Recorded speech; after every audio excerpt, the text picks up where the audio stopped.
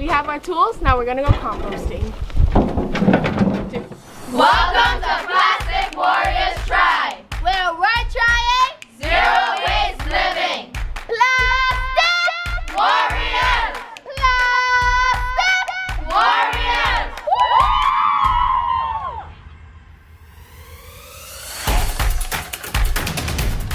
I'm Aria. And I'm Gian. Welcome to Plastic Warriors Try, where we challenge the barriers of living zero waste on an island. Today we're trying composting. We're here at Food Post Farms with our local composting expert, Dolan Curtis. Mr. Curtis, can you tell us a little bit more about composting? Yeah, so composting for us is a way of life. It is very important in our farm. It really helps us to reduce our waste and to recycle nutrients back into soil. So composting is a very simple process. We take high brown material like wood chips, a lot of our food waste, a lot of our livestock manures, and we mix it together in order to create soil to then grow crops and close our loop on food waste. So Food Post Farms, it is a family-owned farm. We started with my uncle, Richard, Sophie, and myself doing it. We started as a chicken farm initially, and we were basically just raising chickens for eggs. And we also had a recycling plant. We were selling copper and metal. And then after we saw demand for eggs, we increased our flock. We focus heavily on upcycling, and that's not just something that we talk about. As you all see, like we preach, we teach it, and we do it every day. And most of this work is honestly thanks to Richard. We believe in upcycling, recycling. Everything you see here, as a matter of fact, before the farm started, this was actually a recycle station where I would have collected copper and sold copper from the dump site. I sold copper for about two years and moved away from the copper and started the farm. Started with chickens, realized that we could use the manure from the chickens to make compost, which we then feed the plants, which then we can also use to feed the chickens. So we do a complete loop system here. A lot of the construction, all of it that you see here, honestly, Rome wasn't built in a day, but I'm sure he could build it in a day.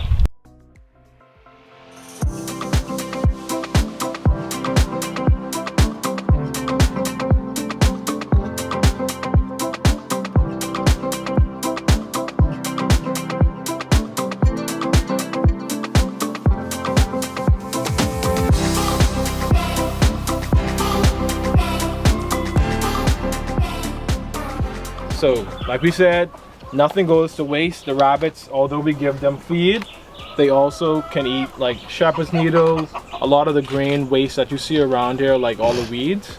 That is not a waste for us, it's just a food source for like the rabbits or the chickens.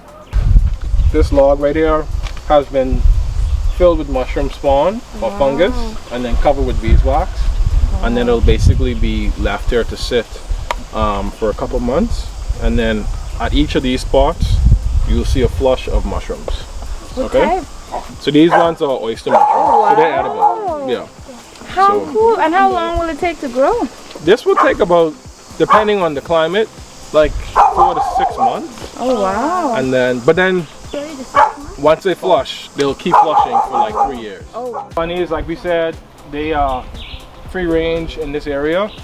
A lot of times they do tunnel out, and so there's actually one that's loose. But they do like actually dig holes underground, and then you find them like popping out of the enclosure. For us, it's kind of difficult. So as you can tell, we have the bunnies in that other section, and we'll go and see the integrated bunny section. But they are pretty good at like producing manure. The good thing about rabbit manure is that you can put it directly on your plants. This is an example, like we said, of the earthworms. All of this material at one point was either food waste or it was rabbit poop. So if you touch it or smell it, it doesn't smell like, anything. It just smells like earth. Alright, so we could take a mango break. Yay! And then let's go and compost.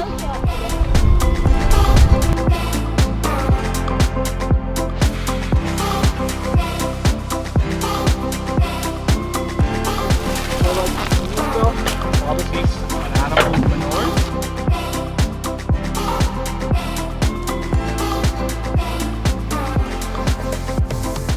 Ocean fly larva.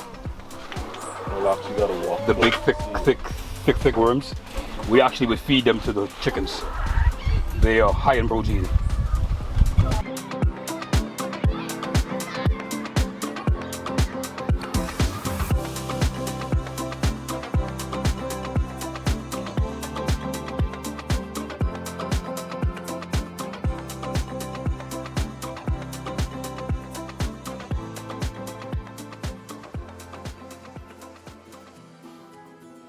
As we all know, food is very political. You know, in some cases people don't have enough food, or some people have too much food, or they don't have access to like nutritious food. But food waste is honestly very important because if it is not properly, let's say, segregated from other food waste, it does end up in our landfill that produces methane gas. Food waste also, you know, attracts flies and pests, that we all know. And that is, it puts a pretty huge toll on our environment. Why it is important to compost that is, for one, it does help us to like reduce our carbon footprint. It helps us to manage our landfills much better, and we do get a good product that is then used to grow food. So when we talk about food security, food waste actually is the key or the solution to us addressing our food security needs here in the Bahamas.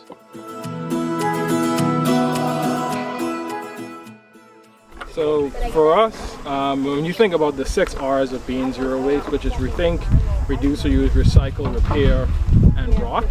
So rot is actually the form of composting. So without composting, you really cannot live a zero waste lifestyle, because it does help to recycle a lot of the waste materials such as paper and cardboard or organic waste or food waste into something that can then be used to then grow food again. So without composting, you actually cannot live a zero waste lifestyle.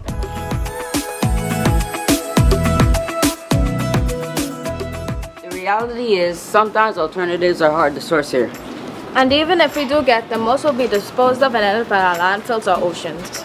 We are trying to do our best with what we have, and that's all we can do, because we Never doubt that a small group of thoughtful and committed citizens can change the world. Indeed, it's the only thing that ever has. Word to Margaret Mead.